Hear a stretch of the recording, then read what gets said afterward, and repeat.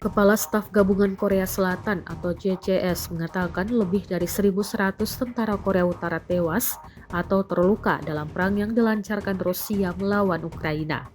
Kami memperkirakan sekitar 1.100 tentara Korea Utara yang baru-baru ini berpartisipasi dalam pertempuran dengan pasukan Ukraina tewas atau terluka, kata JCS Senin 23 Desember 2024. Komisi tersebut juga memantau persiapan Korea Utara yang diduga akan mengirim pasukan baru ke Rusia dalam bentuk bala bantuan atau menggantikan mereka yang saat ini bertempur di sana.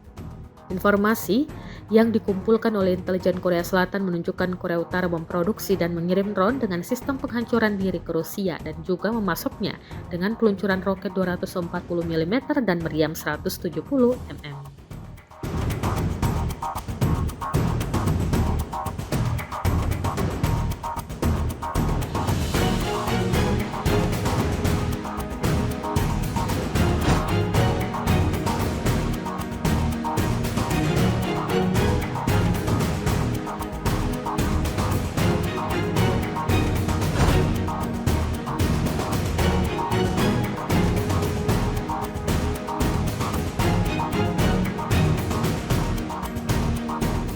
Download Tribun X sekarang, menghadirkan lokal menjadi Indonesia.